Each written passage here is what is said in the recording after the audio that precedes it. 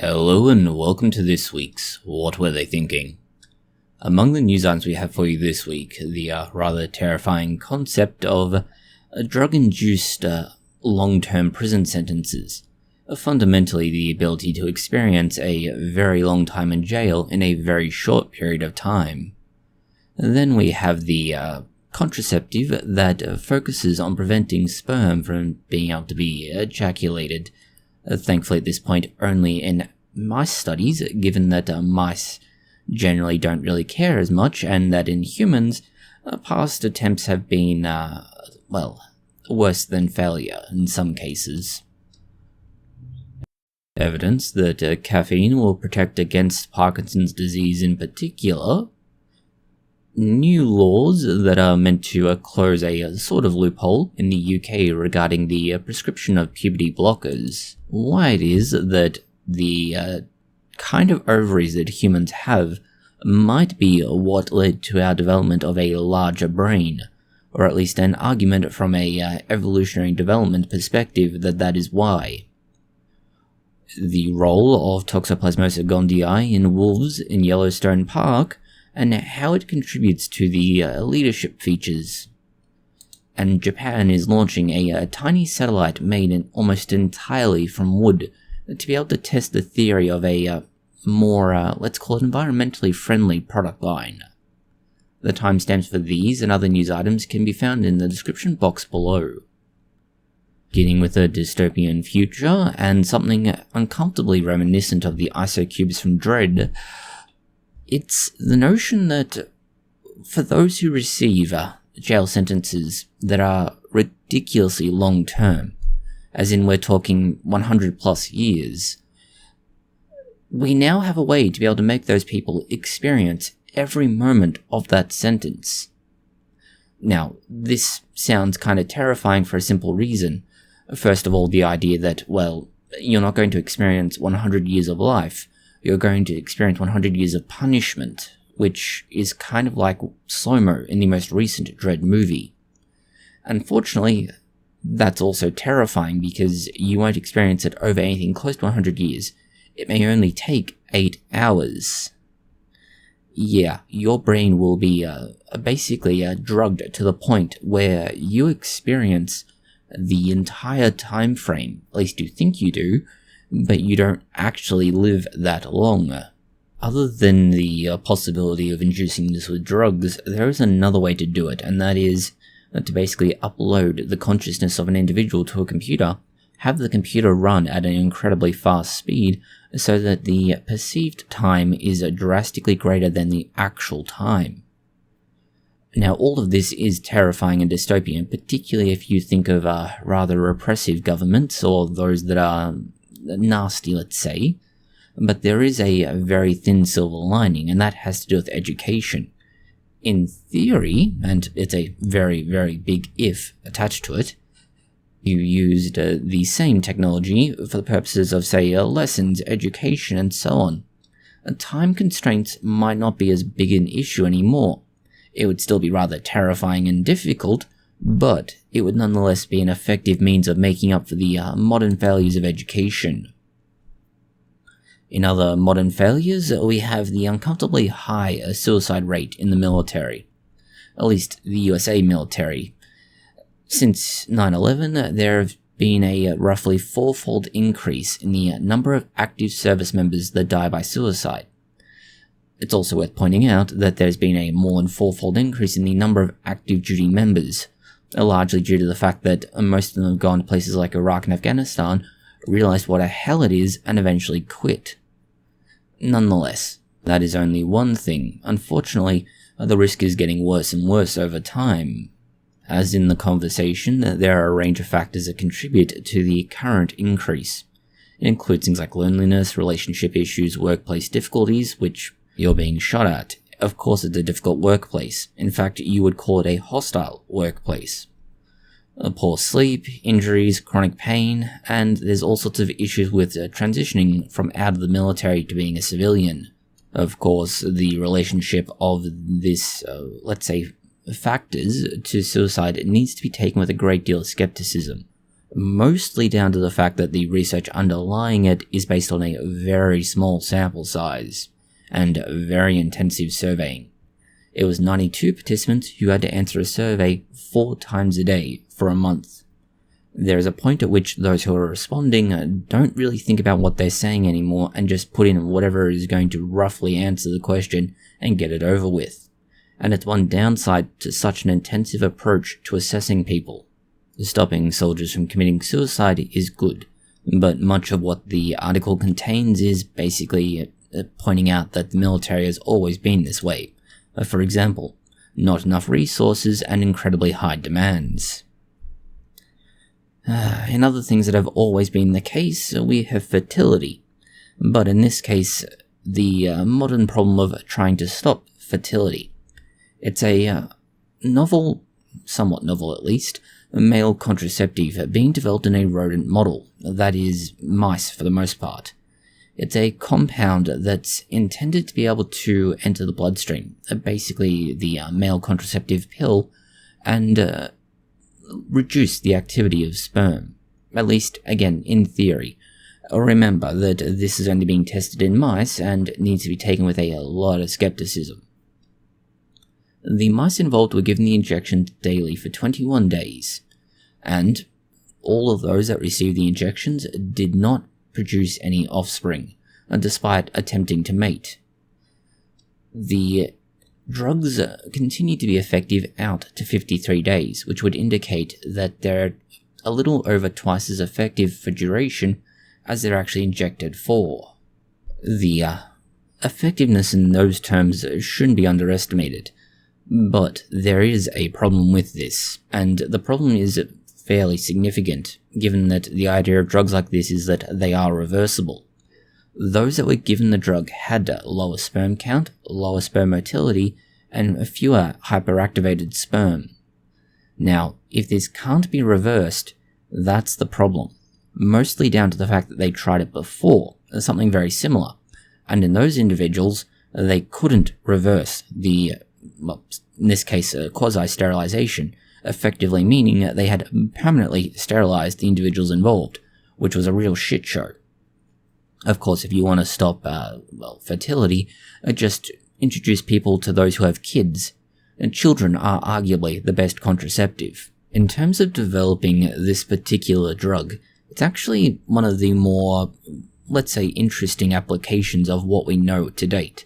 And it's after going through a bank of possible drugs, that is, drugs that haven't yet found an application, but we know what they are and what they do. Except in this case, what we knew that they did was that it would enrich the testes of animals through, interfering with a particular protein. It's called the serine threonine kinase 33. When you have this in a depleted state, or a non-expressed state in terms of the gene, you have issues to do with fertility.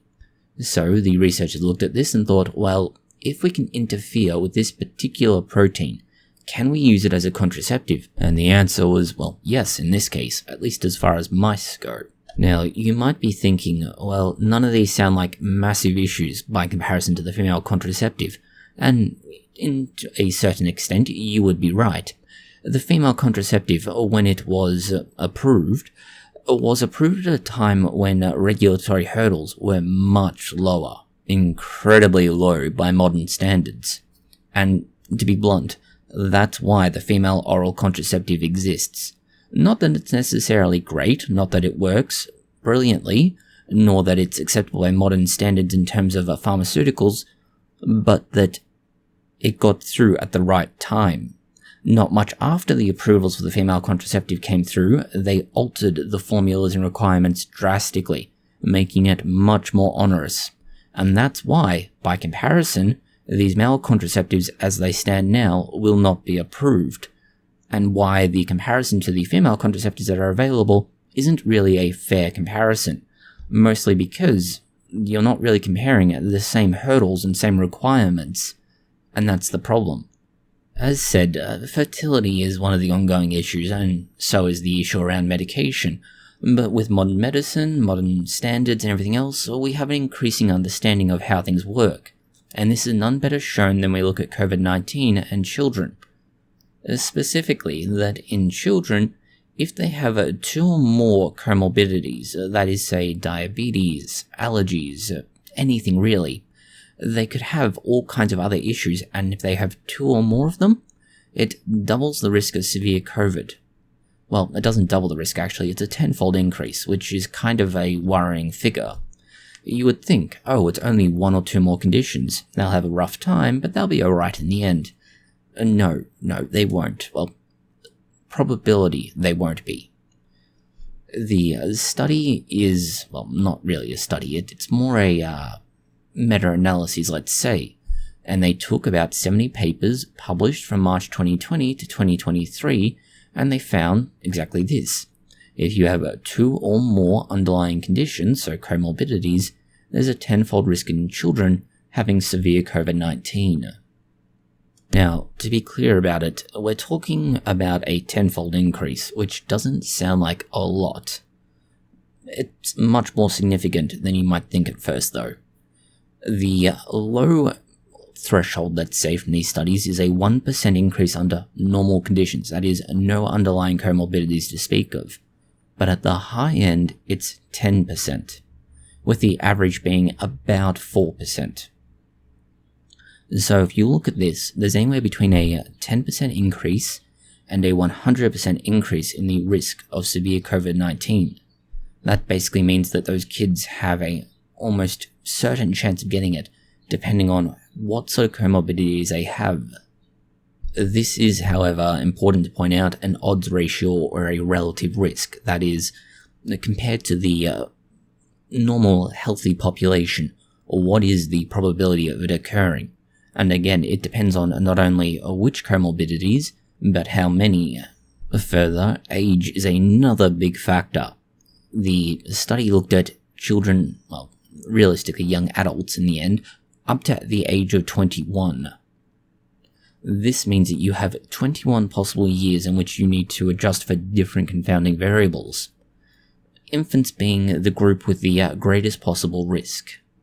In other news related to children, and this time actual children in terms of being under 18, we have changes to the UK law regarding puberty blockers. This is part of a larger suite of changes that have occurred so far this year. The previous changes fundamentally saying that anybody receiving prescriptions for these drugs through the Public Health Service, the National Health Service, could not get them because there's currently a hiatus, but it left a fairly glaring hole. If you went through a private health service, so you pay for everything yourself, which for most Americans isn't a novel concept, but for those countries with a socialized healthcare system, it's weird and wonderful. But if you went to a private healthcare service, you could still get the drugs prescribed to you, which meant that you basically forced anybody who wanted to transition under 18 into private healthcare. These new requirements under the law remove that option entirely. It doesn't affect those who have already been prescribed puberty blockers, to be clear about it, but no new patients can be prescribed. This, let's say, reform to the healthcare system isn't just being done wantonly and randomly. Instead, it follows a rather major investigation into the, what would we call them, gender identity services. They were found to be acting in ways that were in doubt, let's say. Not necessarily wrong in all cases, but that raised enough red flags for the government to sit there and say, let's put a hold on this until we know what's happening. So, arguably, anybody who's currently being treated will continue to be treated as is, but there'll be no new patients, which, depending on which side of the political spectrum you sit, could either be a way to avoid great harm or be causing great harm. In other news related to children, we have a possible treatment for a condition called fibrodysplasia ossification progressiva. It's a disease that allows for the muscles, tendons, and ligaments to slowly calcify and turn into bone, and this is not good for rather obvious reasons. After all, if you have your muscles, tendons, and ligaments turn into bone, you have no way of moving. It quite literally turns the moving parts of your body into another skeleton, which is bad. Obviously bad. But it begins fairly early on in life, and unfortunately it gets worse, with roughly one joint being immobilized every 2 years or thereabouts. By age 30, most people are basically confined to a wheelchair. Unfortunately, there's pretty much no treatment out there. There have been a few things tried, and there have been a few drugs that might be able to give you some reprieve, but nothing really stops it. And so most people are dead by 50. There's a new drug that's just about to be approved by the FDA, and it might be an option. Well, we say about to be approved by the FDA, but it's more accurate to say the FDA is about to approve clinical trials, which is a godsend for those who have this. After all, there is no real treatment, so anything is good, for the most part anyway. The candidate drug is called BLU-782, and what it's meant to do is target a signaling protein called ALK2. Now, this particular drug, ALK2, is related to certain genes. What it does is target the ossification process, the creation of a new bone, which is what's happening in all of these soft tissues. And by preventing the calcification, you prevent it from turning into bone, and therefore you slow down, but understand don't necessarily stop the development of the condition in question. Importantly, the animal-based models of this, specifically rodents, don't demonstrate any adverse effects for the actual bone that's meant to exist. So your skeleton won't be harmed by this, which is important, as other attempts to target it have found that preventing calcification of these soft tissues led to the skeleton also being harmed, which, well, it's a problem, because if you damage the skeleton, even if somebody can move, they can't move much without risking the breakage of bones. The only downside to this particular development is that it's only children who will benefit, which means for those who currently have the condition, they're pretty much out of luck. Next we have a evolutionary development, which regards the ovaries and the human brain. Basically why the naked ape can do what many of the not naked apes can do. The theory is very simple. The energy that would have gone to growing the ovaries was instead redirected to our brains, allowing our brains to grow big and strong. For most people anyway. But to be clear about it, this is very much theoretical, because it's actually mathematics that's driving the idea. It's a weird juncture between math and biology, well, more accurately, evolutionary biology at the University of St Andrews in the UK, and they were trying to figure out whether or not it would be more beneficial for energy to be redirected to basically making more people, or to making bigger brains. And they found that the bigger brains would win out in this scenario. The reason this is possible is down to the fact that, well, humans eventually started to develop the ability to reliably hunt and get food. And once that happened, with a reliable source of food to fuel the brain development, we could afford to not have to worry about, well, basically breeding away the challenges of life by just having enough kids that if some died due to predators, starvation, natural disasters, etc., the species would carry on. By instead having enough energy and reliability in those avoiding practices to prevent those natural disasters and death of children, we could instead afford to put that energy into the brain. And it's why, over several million years, the human brain tripled in size, whereas the other apes did not have the same phenomena occur. Curiously enough, it also indicates that, well, there is a consistent and reliable evolutionary reason why humanity goes through a period of childhood development, adolescence, and then adulthood. It allows for that childhood period of not only the body to grow big, but the brain as well to some extent, followed by developing of the sexual organs, specifically the ovaries, and eventually in the case of females, the ovular cycle and the eventual release of ovum, followed by the adult stage where you have your physical, sexual, and brain growth all finished. In other news, we have the challenges Africa is facing with regards to regulating certain drugs. Well, more accurate to say, perhaps, the cultural use of several existing drugs. Think of things like, say, peyote, cannabis, tobacco, alcohol, but in this case, the drugs we're talking about specifically are something called khat, also sometimes called mogoka. This is a plant-based psychoactive drug, and unfortunately, it's, well, somewhat harmful. Understand, we're talking harmful in terms of individuals, less so in terms of the society as a whole. Nonetheless, if individuals are hurt, there is a certain amount of harm passed on to others regardless. Whether that is harm to the individuals due to withdrawal, or the effects of withdrawal and the various destructive behaviors that occur, or those who are dependent engaging in destructive social behaviors, such as theft and so on. This is why Kenya and other African countries are now trying to bring out laws to curtail the use of things like this, and that's where khat is a bit of a problem. It's not just a problem because, well, the issues around addiction and so on, but that it has a strong cultural, recreational, and addictive element to it. A lot of people are using it culturally and medicinally, not just recreationally, say like cannabis in the USA. And because of this, it's really hard to bring in these laws and enforce them.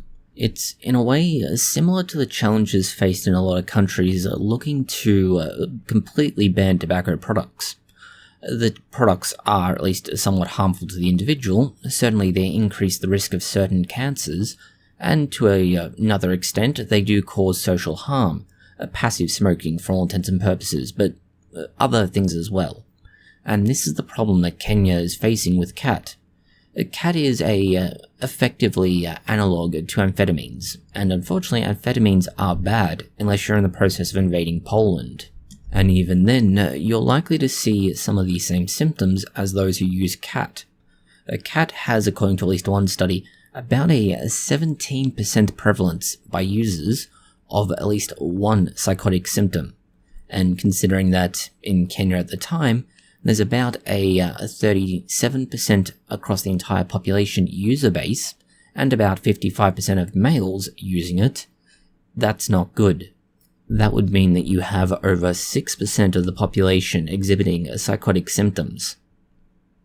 Yeah, this is a big issue, simply because you are setting up a large portion of the population to have psychological problems, which in a country experiencing issues around food security is not going to go well, no matter how you look at it. And therein lies another issue. A lot of farmers are choosing to grow this as a cash crop rather than grow food. This is not so much necessarily a problem with a solution at present, simply because the very laws that were being brought in Kenya to deal with it were rolled back due to opposition by those farmers, the social discontent with the rules around it, and ultimately, well, a desire to be voted back into power next time. In other sort of drug-related news, drugs in terms of caffeine is a drug, if only because of its effects. Coffee might at least be providing a positive effect. It's a study examining the role of coffee in reducing the risk of Parkinson's disease developing. Now, we need to be clear about it. This is largely an observational study, looking at a little over 184,000 individuals across 13 years. So it's not an insignificant size, and it's reasonably strong, although 13 years, given the longevity of the development of Parkinson's disease, is kind of questionable. Nonetheless, the findings can be summarized as: drink coffee, lower risk of Parkinson's. And literally, that's it. They compared the coffee drinking cohort to the non-coffee drinking cohort, which is a problem because it then means there's confounding variables from people who drink, say, Coca-Cola or Pepsi Max, both of which are caffeinated. Therefore, It's uncertain if the issue's related just to the coffee or if there's some other role to play in it. More so when the researchers were trying to look particularly at the role of caffeine in the coffee-consuming cohort, which is a problem because if all we know is that caffeine is in both groups and the coffee group has a lower risk, it may not necessarily be caffeine that is the cause, but that's what they focused on.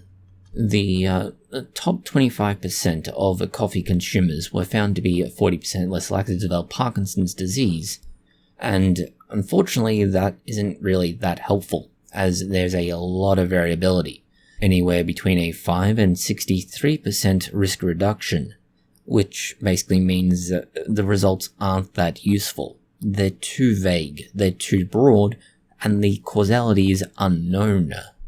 Going to news that's, well, far less promising than everything else we've mentioned, and arguably something that'll make you somewhat sad, more and more infants are being diagnosed with syphilis. Infants, to be clear, as in newborn babies. And, well, the process of that is rather simple.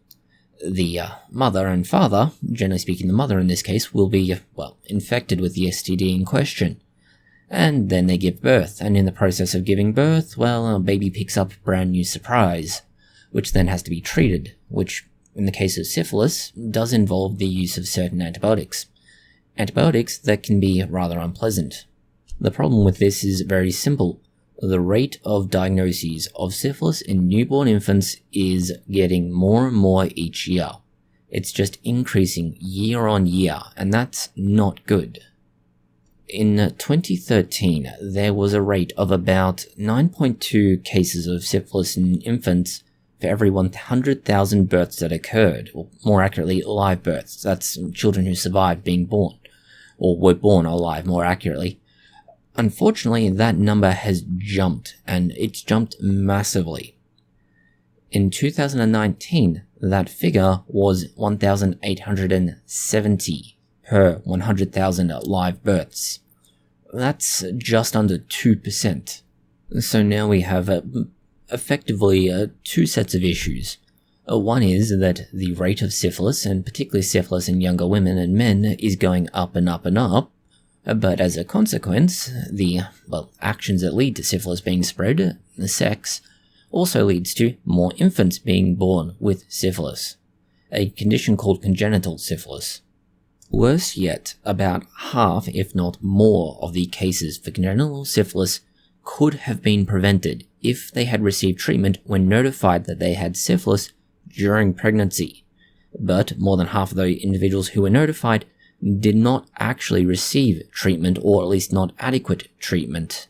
In other alarming news, but this time debunking the alarm because it's nonsensical, but also, strangely enough, still related to sex, in a manner of speaking anyway. It's an article from the Genetic Literacy Project, or more accurately shared through the Genetic Literacy Project, that debunks a study claiming to have found significant amounts of glyphosate in those that have fertility issues. And, of course, to no one's surprise, it's from The Guardian, which is a rag. Alrighty. Kevin Folter does a very good job of eviscerating just why it is that not only is the article bad, but the underlying research is fundamentally flawed and equally, if not more, bad. As Folter notes, the article, more accurately study in question, creates a series of claims and then tries to jump over the massive chasm of lack of data and proof of any link to then try and link these four claims.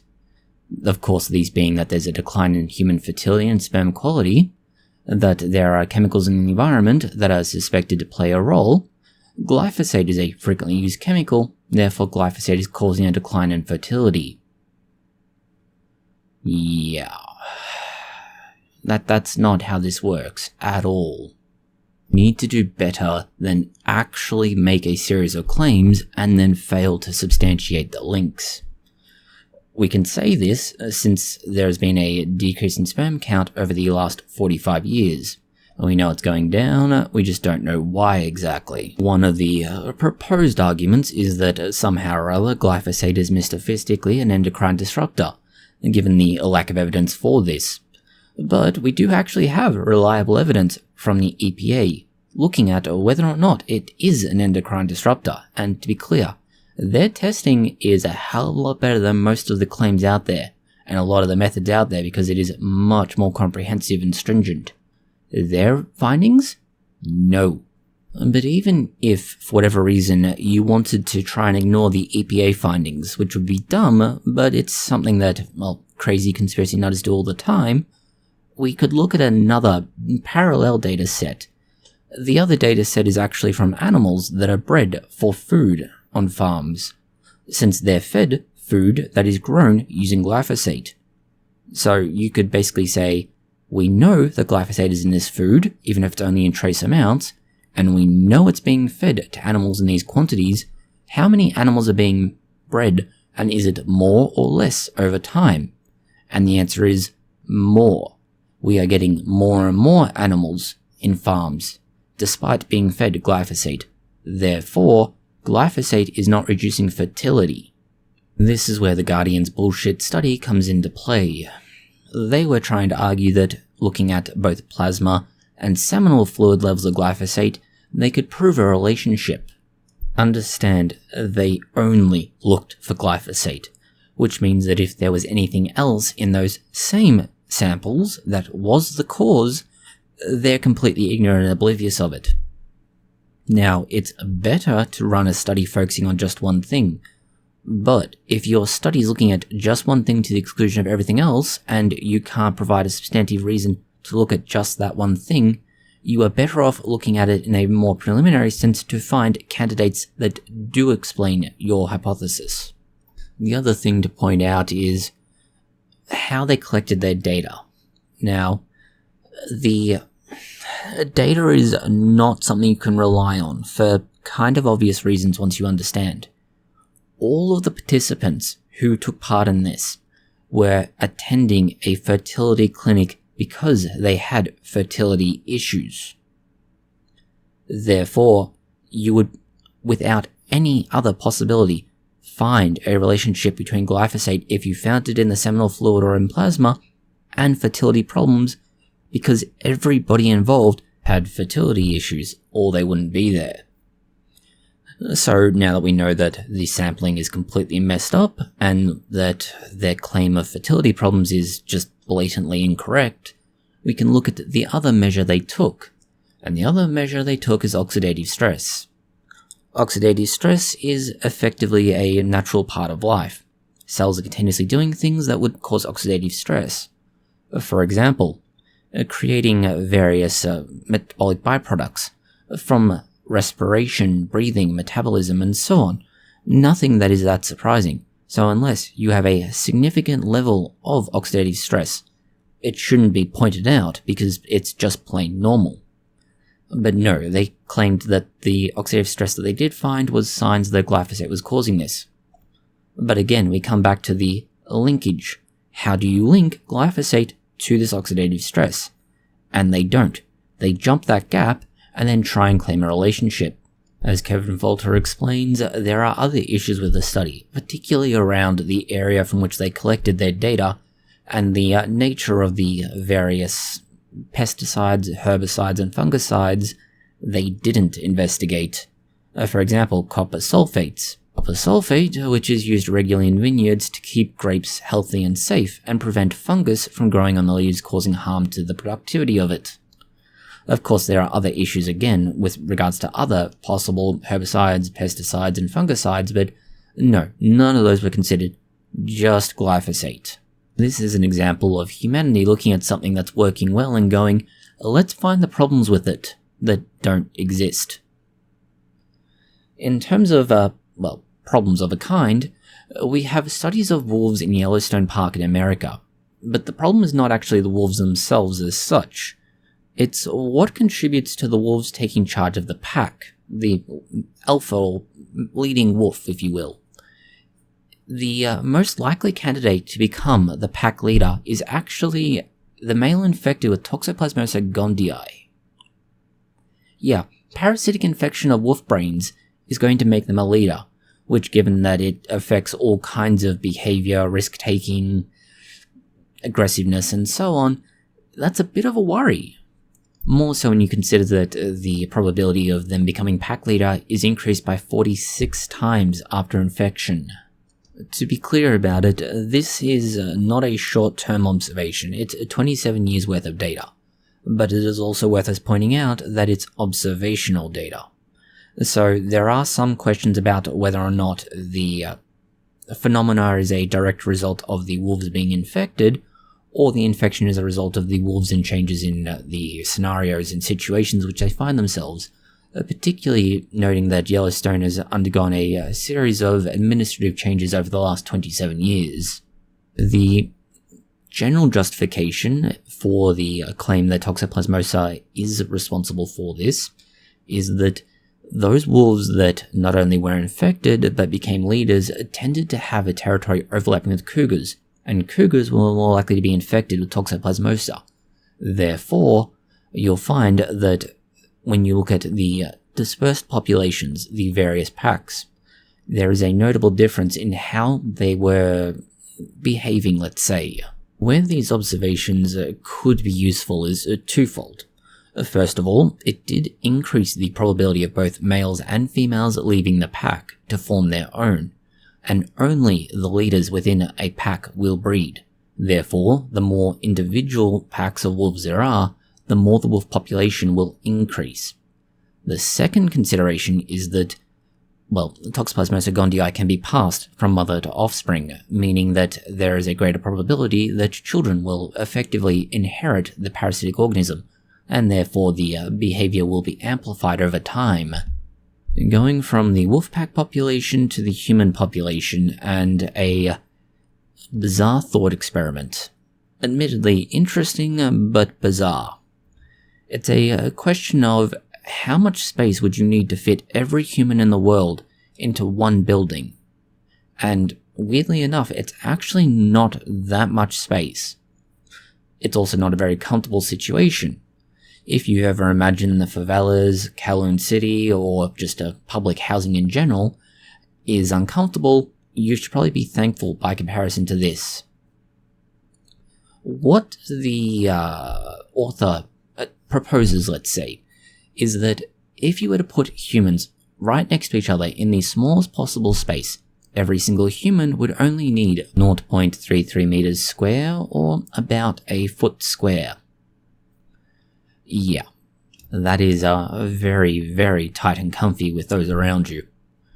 Now, if we take this concept and apply it to the, at the time of writing the article, 7.3 billion humans, things get very, very personal very, very quickly. In fact, you would need to be very comfortable with those around you to be, even remotely comfortable with this. So, now that we have an idea about the how comfortable you need to be with your neighbors, how much space do you actually need to fit all of these people in? And it's actually not as much as you might think.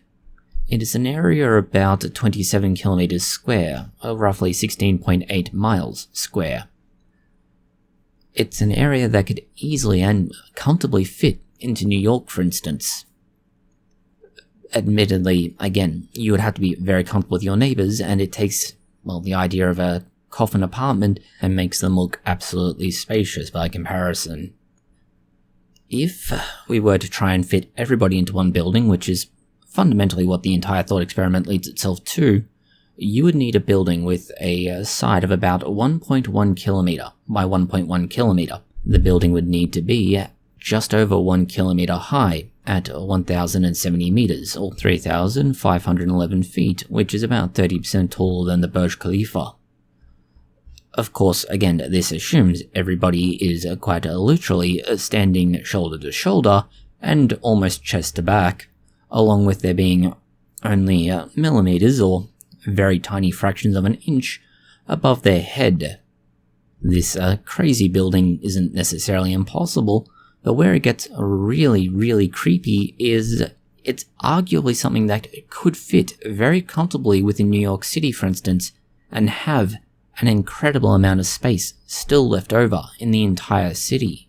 In fact, by approximation, you would only use about half of the Central Square Park, if not less. Yeah, that's how small you would need, but you'd also be very uncomfortable. The article also goes on to a kind of another terrifying idea, which is what if you compressed humanity by taking away all of the empty space between the molecules that make us up? And, well, yeah, it would be tiny, really, really tiny. And all of humanity would barely be the size of an M&M. Something to think about when you're considering just how little space you actually have. The final news item we have for you is a Japanese satellite. In this case, it's a Japanese satellite that, at least externally, is largely made out of wood. The reason for this is having to do with the ability to recycle it, so to say. What they want to be able to do is send the satellite back into Earth's atmosphere and have it burn up completely. No messy metal bits left over. And wood burns well. The other advantage to this is that, well, it's small and compact. It means the researchers can, use it to test their current theories. So being small, relatively cheap to make, and being effectively a prototype, it's going to be interesting. The tiny little satellite is about 10 centimeters or 4 inches thereabouts in size, and it's a cube.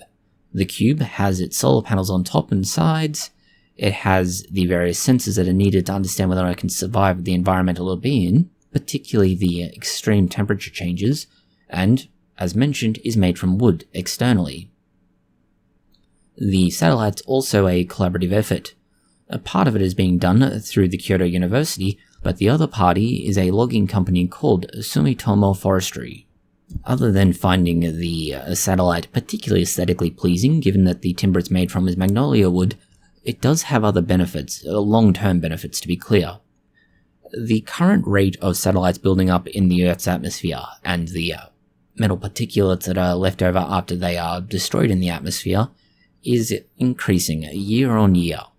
And that's a problem, mostly down to the fact that over time, the amount of metal in the atmosphere will reach a critical point where we're going to struggle to be able to get signals in and out of it. It'll basically be chaff, getting in the way of all the satellites that are outside of that layer of metallic material, and all of the humans inside the atmosphere. Unfortunately, we won't actually know the results of this particular experimental or prototype unit for 3 years. That's because the EarthCare satellite, as it's being called, will be in orbit for 3 years while it undergoes its proof of concept testing in various ways. And then we'll know how easily it gets destroyed, if not before then, due to the unfortunate reality of space. That's all the news we have for you this week. Thank you for watching. If you found it interesting, consider liking, sharing, and subscribing, and please do post any comments, questions, or suggestions you have below.